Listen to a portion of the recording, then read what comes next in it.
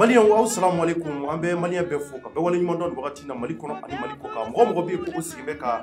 ouverture média lajɛ ni wagati na diɲɛ fanta ani naani fɛ an bɛ aw bɛɛ fo ka aw bɛɛ wale ɲuman dɔn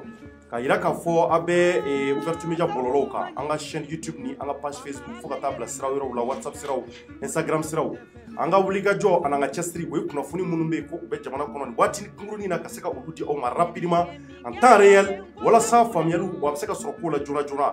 Maliyanw ni waati na an ye kunnafoni kalaman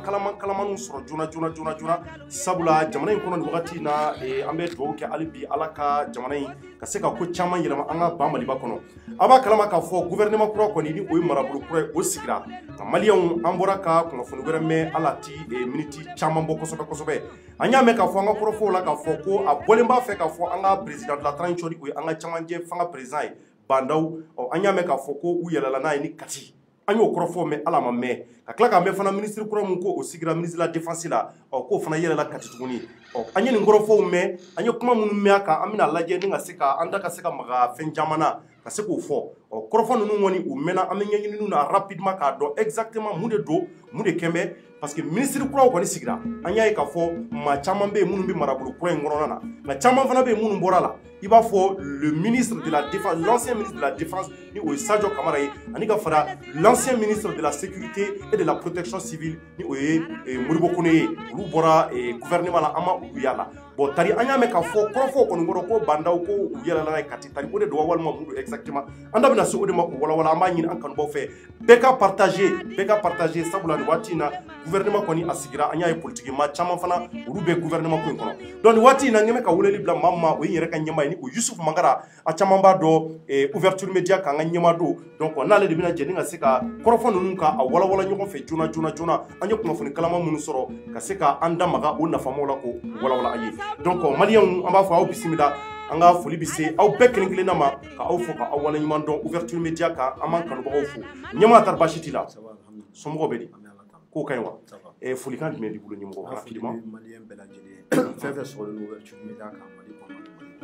d'accord donc nin waati na ɲɛmaa an ye kunnafoni kalamanw sɔrɔ joona kunnafoni minnu bɛ k'a cunna nin waati na Bamakɔ n'a lamini kɔnɔ parce que rapidement i b'a dɔn anw bɛ yan ka se k'an gulonw mada bɛɛ b'a dɔn marabolo kura o kɔni sigira sɔgɔmada in na an bɔra ka gafew ye ministre caman tɔgɔ b'a la kɔrɔlen dɔw tɔgɔ b'a la i b'a sɔrɔ kɔrɔlen dɔw fana bɛ minnu fana tɔgɔ bɔra a la nka ɲininkali min bɛ nin waati in na kɔnɔna na an nana ye k'a fɔ ko an ka camancɛ fanga président ni o ye Bandaw ye ko a yɛlɛla kati k'u y'a minɛ ka yɛlɛ n'a ye kati nin waati kunkurunin na an y'o kunnafoniw sɔrɔ en même temps k'a fɔ ko ministre kura mun ni o kɛra ministre de la défense ye ko o fana bi a la an y'o kɔrɔfɔ mɛn donc maintenant e ka hakilila bakuruba ye jumɛn e ye kunnafoni jumɛn sɔrɔ a kow kan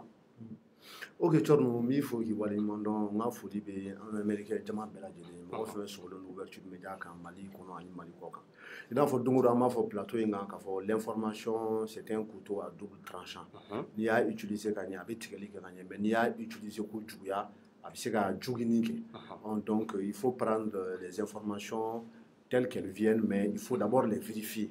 et il faut les prendre souvent avec pincette surtout quand c'est des informations qui sont très sensibles qui engage quelque part la stabilité du pays. Donc je pense que l'ouverture média qu'a fait la tête en qui ici, ka kuma fo kuma mun da loi tabolo ou be kuma mun be se ka nani basiki baliya jamana kɔnɔna la mun se ka nani fitna jamana kɔnɔna la donc o tɛ an ka laɲini ye. Donc o de hukumu kɔnɔna la an ye kunnafoni caman sɔrɔ gouvernement information kɛlen kɔfɛ. Lorsque la liste du gouvernement a été publiée après le décret secrétaire général de la présidence kelen a kalan on y information caman sɔrɔ donc en ka émission préparation na on avait décidé kana ka gouvernement lisi kura ka décrypter maa kura jumɛnw donna a la maa jumɛnw bɔra maa minnu donna a la u donna a la jɔn tɔgɔ la u donna a la mun kama wa expérience ye jumɛn u bɛ se ka mun baara kɛ ani maa minnu fɛnɛ bɔra maa minnu fana bɔra olu bɔra la mun de kama et puis c'est à dire que u bɔli bɛ se ka kɔlɔlɔ jumɛn lase jamana ma bon kunnafoni ɲinini hukumu kɔnɔna la an ye kunnafoni dɔw sɔrɔ an ye kunnafoni minnu sɔrɔ kunnafoni ɲuman tɛ kunnafoni duman tɛ wa kunnafoni ɲuman tɛ o kunnafoni ye mun ye cɔrɔ a yirala an na k'a fɔ ko président de la transition ni o ye monsieur Bandaw colonel major à la retraite ko sɔrɔsiw taara a nɔfɛ ka yɛlɛ n'a ye Kati n bɛ segin n ka kɔrɔfɔ kan monsieur Bandaw président de la transition colonel major à la retraite sɔrɔsiw taara a nɔfɛ base B la parce que a bɛ base B de la base B yanni i ka se place du cinquantenaire ma Bandaw logelen bɛ yen nɔ de k'u taara ka taa Bandaw nɔfɛ ani a ka chef d'état major particulier o ye mun bilalen don k'a ka sécurité assurée a ka chef d'état major particulier u taara a nɔfɛ k'a ta ka yɛlɛ n'a ye Kati ɔ u yɛlɛla n'a ye Kati mun kama yelima u y'a minɛ de u bɛna taa bila kaso la wa yelima u y'a minɛ de gouvernement liste mun publiera u bɛna taa fɔ a ɲɛna non i ye nin mun publier la liste doit être dissoute gouvernement ye kan ka dissous ou bien anw ma jɛ n'a ye ou bien u bɛna taa communiqué kura de d'a ma walasa k'a kalan wa tiɲɛ yɛrɛ la o dalilu kɔni an bɛ wagati min na i n'a fɔ sisan bi wulada in na o t'an bolo an kɔni an bɛ mun kalama an kɔni b'a dɔn k'a fɔ u taara Bandaw nɔfɛ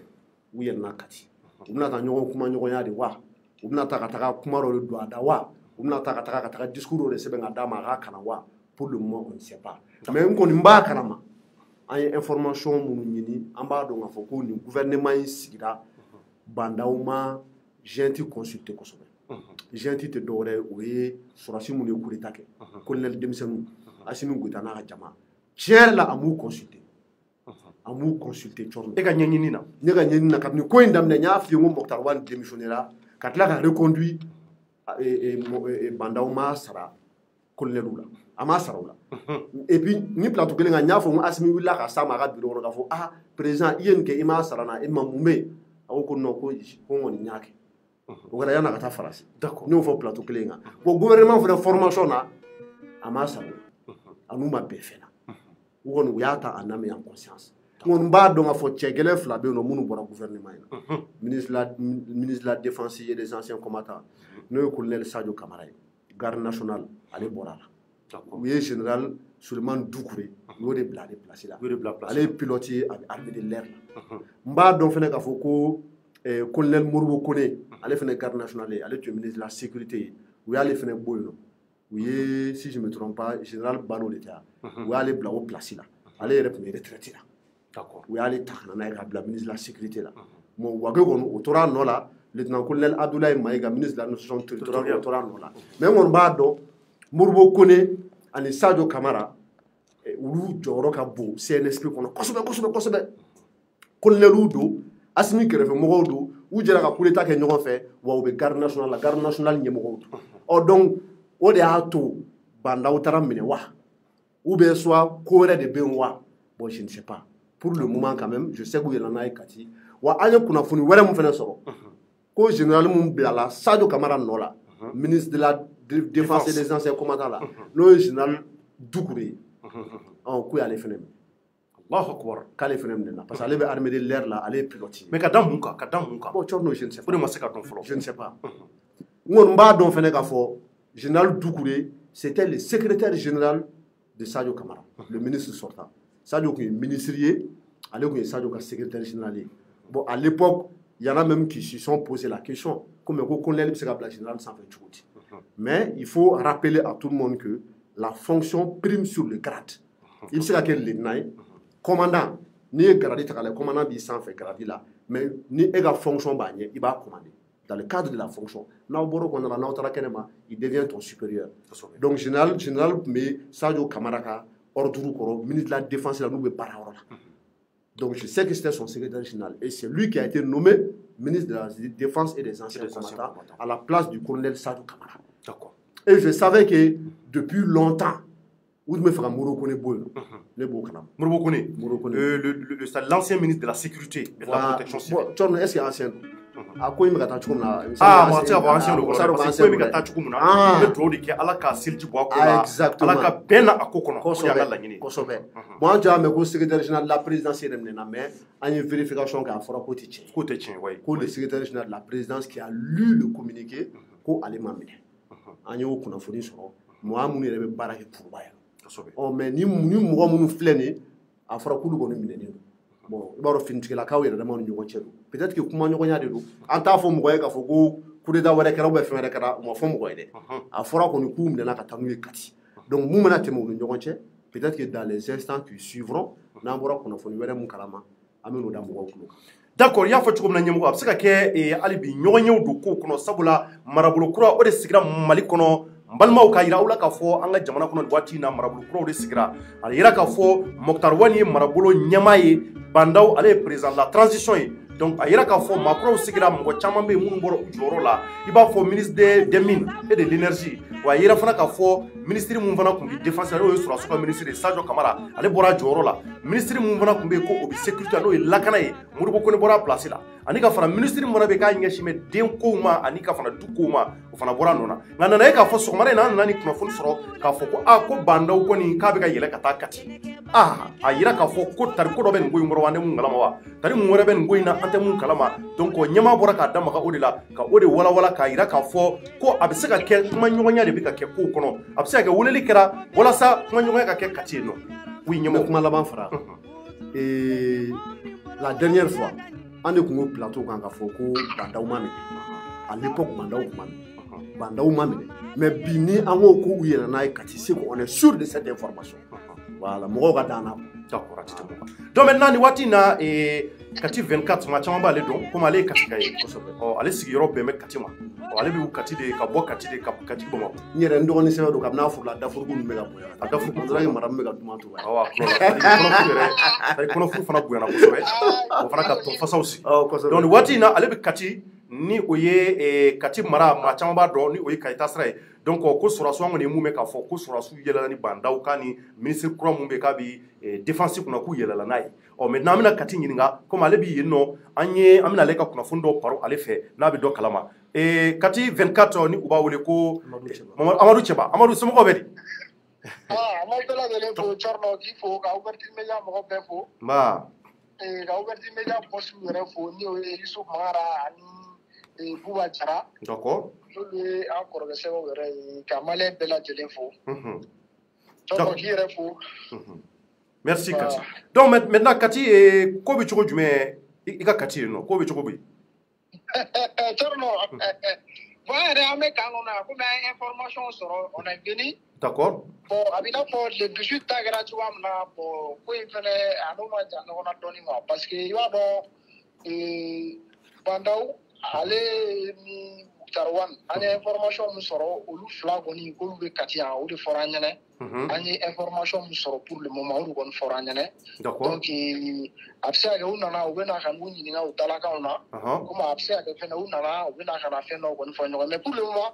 kan kɔni kɔnɔna accès yɔrɔ caman bloquelen don il y a les militaires qui sont là-bas avec leur pick-up quoi donc u nana u kɔni u bɛ yen nɔ pour le moment donc yɔrɔ bloquelen don voilà o yɔrɔ ninnu bɛɛ bloquelen don pour le moment kan kɔnɔna bloquelen don il y a des mouvements quoi d'accord donc mais tari Bandaw bɛ yen nɔ wa est ce que a bɛ yen a ye ɲininkali kɛ yan a fɔra yɛrɛ an ka information min sɔrɔ o kɔni y'a yira an na k'a fɔ an ye mɔgɔ 3 bɛɛ wele olu bɛɛ ko an ma ko Bandaw bɛ yen u yɛlɛla ni Bandaw ye ani ka fara ministre kura in kan voilà bon ma ministre kura ye ta mais dɔw ye n wele o yɛrɛ y'a fɔ an ɲɛna komi ale yɛrɛ bɛ ko in kɔnɔ donc ale y'a yira an na k'a fɔ ko u yɛlɛla ni Bandaw ye quoi komi i n'a fɔ l'autre jour u nana n'a ye cogoya min na donc o ɲɔgɔn de kɛra quoi donc nin waati in na Kati bɛ cogo jumɛn tari à part le camp yɔrɔ mɔgɔw à part le camp bon camp yɛrɛ kɔnɔna la camp fan bɛɛ tɛ Asimi komi Asimi yɛrɛ ka base bɛ camp kɔnɔ yan donc Asimi bɛ côté min na ani commandant de zone u ka zone fanfɛla ye fɔlɔ u nana ni IBK ninnu ni bugu ninnu ye yɔrɔ min na donc zone ninnu u kɛlen don k'o de occuper donc olu entrées ni sorties k'olu fermer quoi o mouvement de bɛ yen nɔ pour le moment kan kɔni kɔnɔna la tout va bien bɛɛ bɛ ka taga i ka ci la mais o accès ninnu donc bɛɛ b'a dɔn k'a fɔ ko bɛ yen quoi d'accord donc ɲɛmaa ɲininkali dɔ b'e bolo ka tɛnku Amadu Cɛba la Amadou Tcheba, ça va? Ça va. Corbacité, non? Amalata. Ok, Ningali Menebolo, oui, ministre de la Défense courant. Voilà, bon, à Forako, oui, allez faire le bon, on sait que c'était le secrétaire général du ministère de la Défense, le général Doucouré. Donc, est-ce que allez faire le boulot pour le moment? Voilà, bon, il va y avoir un parce que nous devons garder. Au pays, nous devons quoi. Et défense et sécurité, au pays, nous CRSP, donc, là, il faudra qu'on ait minéral. Ou bien, il faut quoi. Parce que nous devons garder, nous devons garder. Donc, assimi, nous devons garder. Nous devons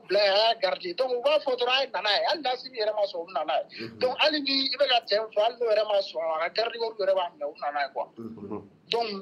on va faire quoi? Donc, ces arrestations-là sont dues à la publication de la liste du nouveau gouvernement, n'est-ce pas? Voilà, parce que Ougoum Benaka, comme quoi, comme il y a un repère pour Chouam, Ougoum Benaka, Ougoum Barao Chouam, on dit Bano, bon, après, il y a une information claire à quoi. Donc, à RFN par là, quoi. Parce que ni Bano, Bena, Bella, le gouvernement n'a si Choumna, Ougoum Tachana, mais pour l'un des Moudarwan à niveau de là. Bon, alors, a essayé la solution sur là pour que Moudarwan continue Choumna. Mais, à un an, Demson, nous faisons un coup d'état qui est. Bon, quand tu vois où les gars font et la sega biga furugono qui veut na tukuni ko demseni ke longo ko lu écarté quoi. Donc bon on fait pas faut bolo de studio mola. Ko bolo que ne va bon mola fait quoi. Donc rozar le don. Donc merci Kati. Ambe il faut wala nyimando donc ni kuno funu wera soro la kun na ibe ambo akalama. Nyala sona. Comme on be Bamako ya bo on dali ka gele Kati jola. Wati. On be to Bamako ya volo.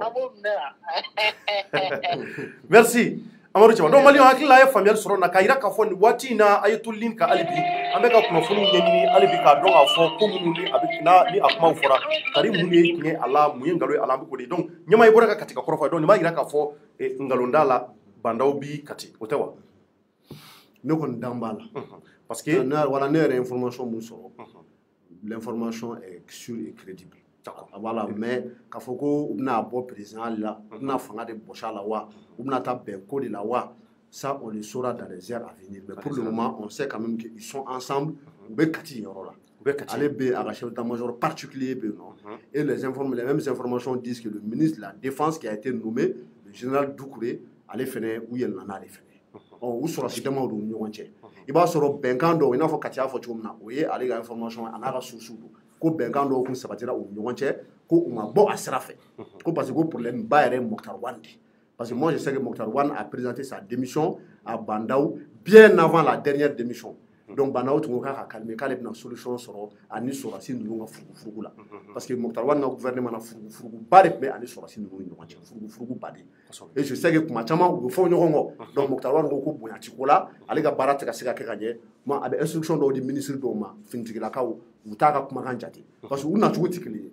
kelen tarata Burkina masumale kana nay donc nous voulons fanga ndaraki parce que marfa ko bubu donc quelque part il faut isa ka ujime to awutu ko légitimité o tikelenye wu yere kungulo na légitimité tikelenye raison pour laquelle ko do be no kunti swama donc bana ko Mokhtar Wande ngata ka dondoni akada alela on ngakuma la wodongo mo de fois danna o koro imwe ne i démission na ne ko ne mena mube boyno angone ay chakele won fla boyno parce que amaro ko CNSP che duruti ma chama bala de il y a des dizaines même voire des centaines d'officiers maliens qui font partie du CNSP mais officiellement CNSP Texi Mamoun Bala à porte-parole à premier vice-président deuxième vice-président troisième vice-président o ni ma durudi kolel Assimi Goïta beba donc a foko aller Mali vice-président il va donc aller compter démissionner wala commenter ka foka be nommé tout o gele ale ba no la foka ta transition fona yere wala se be do kele flana colonel Wage aller reconduire la place là ministre de la réconciliation oui Saman parce que o de ko ka porte-parole premier vice-président colonel Malik Diaw aller CNT nyemo ale fene koni foni CNT disura ça bon ne bon nyeto katora la folo c'est possible parce qu'on est en politique tout est possible mais ale fene ba ka place là faut katara gouvernement parce que ale ma so gouvernement peut-être que Diaw fene ki wara comme mo de expérience bala a eu coup d'état en 2012 avec les Sanogo, donc allez CNT Belade au sol. Donc le deuxième vice-président du CNSP, ça c'est le colonel Sadio Kamara. C'est un homme incontournable aussi dans le CNSP. Troisième vice-président, c'est Moro Kone. Donc ni flat no saba ka flat voilà. Parce qu'en termes de représentativité, on va dire que Mali Korou be farla ñogo nga ku tege ke kilenye wala saka ibe ka galo nga boyro. Ni anga fintikala ka takalaje iba rouge bula. Ça c'est le commando parachutiste. Armée de l'air bala. Mune bleu. Ulu te wage ga mogo ya. Armée de terre, oui Bereferou. Garde nationale, oui Sadio Kamara et Morbo Kone. La gendarmerie, Alpha Yaya. Arasbaj Terge. Kolele Alpha Yaya. Bon, ni a jatimine. Gouvernement là, il y avait certainement la garde nationale, il y avait l'armée de l'air et il y a aussi l'armée de terre. Bon, Beroujou, à Fora et le coup, je connais le colonel Moustapha, allez Beroujou à Niemoué. Allez trouver certains de là, mais moi, il faut qu'à Daroukola. Bon, maintenant, Alpha Yaya fait écarter les mecs pour le moment. Parce que c'est quelqu'un à Roko Chandouane. À Fraka, les États-Unis, bon, maintenant, il y avait la garde nationale et l'armée de terre là. On a la garde nationale, Mougo fait là. Quand on a armée de terre, bon, c'est que l'armée de l'air n'est pas très représentative. Ou le pilote. Je sais que le général Doucouré, c'est un pilote.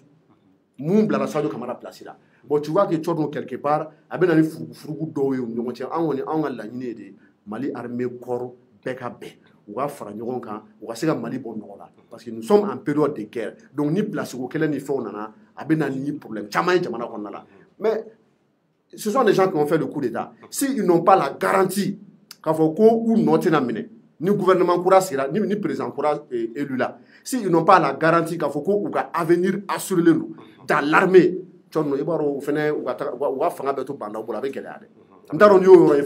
parce que c'est eux qui ont parachevé le coup d'État. On sait que le coup d'État, parce que M5 a un mouvement que Imam Diko a conduit, politiquement,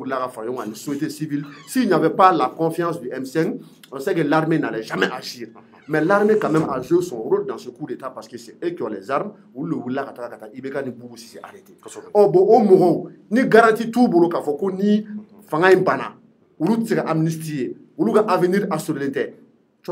Personne n'a envie qu'à ça nous autant de ou bien Yamsa. Or Yamsa Boraka ni qu'à faire bête de parce que nous sommes fait 2012. Peut-être que ces gens veulent se rassurer. Bon, on garantit, est-ce que vous dites moi? Maintenant, vous avez mais moi, on m'a informé qu'il faut que Banda ou Moulame. Donc, eux, on a fondé ça. Nous, on a fondé ça, Banda ou Moulame. Donc, maintenant, peut-être que c'est pour mettre les points sur les i. On est allé non fait ta légitimité, ok, tu la dois au peuple malien, tu la dois, mais aussi au CNSP. Parce que même si moi, je suis ministre du Coran, mais bien qu'on y ait de quoi, en tali, tu as là. Donc, l'équation est très difficile. Donc, on va dire qu'il faut voir tendu de Kosovo, à Samane de Kosovo. Nga, ni mon bora la antino ou fois, quand même, Bandao connaît à Welila peut-être, qu'à ka kumanyuga de ke ko konowa, ka laje muna muri bokune nous bora ou jola, ko bina ga tsuku jume. Bon, ici, on ne sait pas. Bon, ici, on publiera. Nous, marron, ici, be publier, parce que décret de l'État. Décret, au pouvoir réglementaire, d'Ilengo, exécutif, Mohoma. Ministre ou décret, premier ministre, président, on décret de Bora, qu'il faut que le ministre nous mette. Comme au don en vocal l'osoro, parce que Mali Beba Karama, l'ancien ministre de l'énergie et des mines, sur la mine Traoré, on est secrétaire général du gouvernement, M. Diabaté, on voit conversation avec Borolo sans faire. On va nous dire, dès qu'on est formé, comme mine de la doma, qu'on permis de Bora Dobolo Katali Doma. On fait amener un dado là, on est 6 ans sujet. Au décret Mata, au décret abrogation ou annulation, ou le mouvement de vocal qu'on a là. Peut-être que tu as le décret qu'on a à Karasangaouli. Il va se décret Moutarasano. On a banda wele ka fa na décret e ba bo ibna décret ko ray parce que amaro mali ko na décret o beta o beta no donc on verra bien ni décret mun tara na na bo be na tana bo no di sura donc ni ba ira ka fo mali o akli la e abika famille chama so ko la donc ko ni mini chuko la folo ni mun bora la ambo fo ngani wati na gouvernement ko ali o marabulu ko ray asigra anya ka fo politique mo chama dunana ka ba parti politique chama dunana no URD Kodem Adema RPM fo ka taa bila parti ADP Maliba la donc olu bɛɛ ka mɔgɔ sugandira olu bɛɛ ka mɔgɔ bɛ gouvernement kɔnɔ nka an nana ye k'a fɔ M5 RFP olu ka maamaya la bon an kɔni tun ko URD bɛ M5 na nka o don ko Musa Seyi ka kɔrɔfɔ y'a jira k'ale ye fɛn caman fɔ a la donc M5 mɔgɔw an tun kan ka olu yɛrɛ sɔrɔ nka olu ko k'u tɛ fɛn ka kuma ko 19h u bɛ fɛn ka déclaration officielle ba dɔ kɛ nka ko u tɛ fɛn ka kuma journaliste si fɛ nin waati in na u tɛ fɛn ka ɲɛfɔli kɛ maa si nin waati in na fɔlɔ fo 19h u yɛrɛ damaw mana ɲɔgɔn ye kumakan mun b'u bolo nin ko in na u bɛ sɔrɔ ka bɔ ni ka sira ka o di jamanadenw ma donc nin waati in kɔni na an ye Kati 24 wele n'o ye Amadu Cɛba komi ale sigiyɔrɔ bɛn bɛ Kati ma an y'a ɲininka a ye mun fɔ a y'a mɛn donc an yɛrɛ nin kɔrɔfɔ kelen de mɛn k'a fɔ ko Bandaw ko u yɛlɛla n'a ye ni ka taa n'a ye Kati en même temps ni ka fara ministre kura min bɛ k'ale kɛra ministre de la défense ye k'u yɛlɛ n'o fana ye donc mun de bɛ exactement t'o dɔn tari ko in mun de kɛn bɛ kuma ɲɔgɔnya de bɛ wa ministre dɔ de sigira mun sigi cogo ma ɲɛ wa walima fili donna yɔrɔ dɔ la wa walima hali bi ɲɛɲininiw kan ka kɛ ka mɔgɔw consulter hali bi wa an bɛna an sigi o de la heure tɔw la sabula a préparela t'an bolo k'a fɔ ko taali kun ye nin ye walima kuma kun ye nin ye mɔgɔ tɛ se ka fɛn f'o la donc ɲɛmɔgɔ kɔrɔfɔ laban jumɛn b'i bolo na bon kɔrɔfɔ laban ye yan'an ka na sujet filanan na voilà émission filanan na an bɛ dugawu kɛ ala ka jisuma bɔ nin ko in kan ala ka to ka bɛn fɔli na pour le bonheur du Mali et de tous les Maliens. Inch'Allah merci ala ka dugawu minɛ ɲɛma donc Mali an fana bɛ foli lase aw ma rapidement k'a fɔ an ye nin kunnafoni kalamani sɔrɔ donc an bɔra ka se ka o di hali bi an tulo dayɛlɛn bɛ an wulilen don k'an jɔ pour que ni kunnafoni minnu bɛ an bɛ se ka o di aw ma joona nka hali bi laɲini ye mun ye jamana in ala k'a diya ala k'an bɛn kelen ma an ka laɲini ye mun ye ala ka o sabati an bɛɛ kelen-kelen ni ɲɔgɔn cɛ Cɔrɔnɔnjɛ bɛ bɛɛ fo ka bɛɛ wale ɲɔgɔn an b'a fɔ a k'an bɛn sɔɔni dɔrɔn merci à toutes et à tous a k'an bɛn waati wɛrɛ au revoir.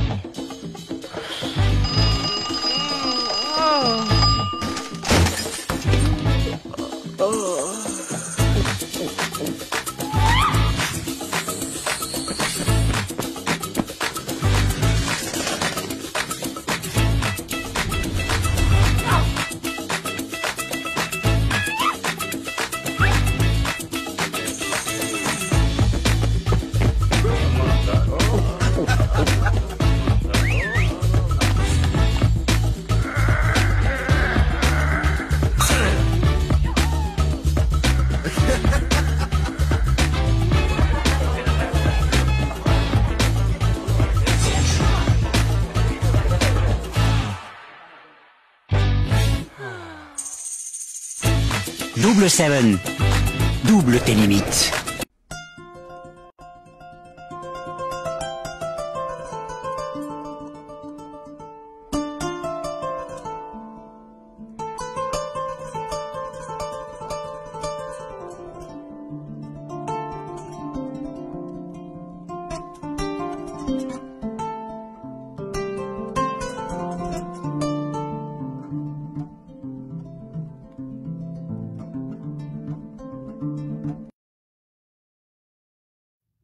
ADDF ni bɛɛ lajɛlen ko a ma Association pour le développement durable des femmes du Mali. Ale ye jɛkuluba ye i komi n'a fɔ a tɔgɔ yɛrɛ b'a fɔ cogoya mun na min ka laɲini n'a ka cɛsiri ye musow ka ɲɛta ye k'a ta a ka hakɛw lakanali ma a ka kalanko kɛnɛyaw fo ka taa se a ka baarakow bɛɛ lajɛlen ɲɛnabɔli ma ADDF ka baara hukumu kɔnɔna la a ye laɲini caman ta ka ɲɛsin an ka togodaw ma minnu lawaleyali daminɛna